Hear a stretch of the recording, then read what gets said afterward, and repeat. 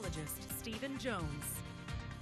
Well, kicking it off with that futurecast, looking off towards the west, you can see all the cloud cover and those rain showers passing through earlier today, especially early this afternoon. Started to get a little bit lighter as we went towards this evening, but still holding on to a lot of that cloud cover. And thanks to the rain and cloud cover, temperatures have been cooler, especially here in San Angelo, coming in about 73 degrees, 72 out there in Mertzen. A little warmer down towards the southeast junction at 88. They were just at 89, 70 there in Brady, and 67 up in Robert Lee. So a good 21 degrees right now from north to south across the Concho Valley. And when we're looking at those dew points, very high, definitely still muggy out there. 68 here in town, 60 for Robert Lee, 71 down there in Junction. Relative humidity indices anywhere in those 80s, 70s, a couple of 60s, but those are going to be on the rise as well. Plenty of moisture working into these overnight hours, and that's where we're going to watch for some fuel into those storms. And when we're looking at the upper level pattern, you can see two distinct places of high pressure there over the west coast, another one off towards the Gulf and the southeast United States. We're kind of falling in this little bit of a weaker area, this little bit of low pressure setting up over south central United States, and that's what's really fueling up a lot of this rain going into tonight. That's what we had that weak cold front as well work through earlier. Can't really tell the difference in the temperatures though too much. When we're looking at the national satellite, most of the story is around the Gulf Coast, that severe thunderstorm warning in Mississippi. Plenty of action across the Lone Star State, even flash flood warnings off there into Oklahoma, and a couple severe thunderstorm warnings out in East Texas. Here in the Concho Valley, let's turn on the radar for you so you can see what's been going on. All that convection going off towards East Texas, and you can see that line that worked through just a couple of hours ago. Now let's zoom in on the San Angelo radar so we can get a closer look at it. Now most of that rain off towards McCulloch County, even working out a good light rain out there.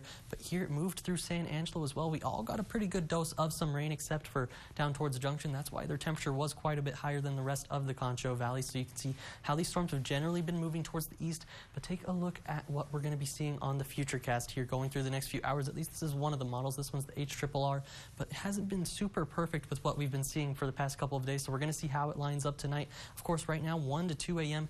wants to start firing up quite a bit of thunderstorms. Could be some good downpours in there. 3, 4 a.m. still going to be seeing more of them, starting to work more towards the southeast away from San Angelo. 5:30, here's that look at what it could be like, a good line of showers and thunderstorms. So we're going to be on the lookout. We have that flood watch in effect through about 1 p.m. tomorrow.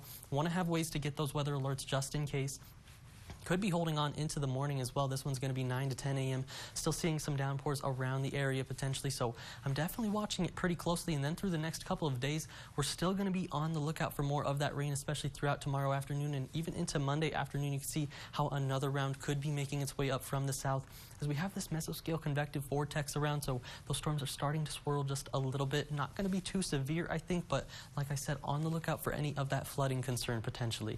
As we look at the forecast accumulation, you can see going through tonight, a good dose of rain potentially across the entire Concho Valley. 1 to 2 inches, the main is what we're going to be looking at for most of us, but could see those heavier downpours, those pockets of purple and red in there. Those could be 3, 4, even more inches potentially if they set up just overhead and continuously start to rain. So that's what I'm pretty concerned about. But like I said, we're going to be watching it pretty closely. We'll be here maintaining it or watching it, of course, through about Monday afternoon. Could see some more on the board, so going to be ready for it, especially before we start to dry out going into next week. So tonight, a good chance of those thunderstorms. Make sure to be ready for them. 69 degrees, winds out of the east-northeast 10 to 15, turns out of the south 5 to 10 miles per hour tomorrow. 85 degrees, temperature is going to be stifled once again by those storms and cloud cover that we're going to be seeing overhead.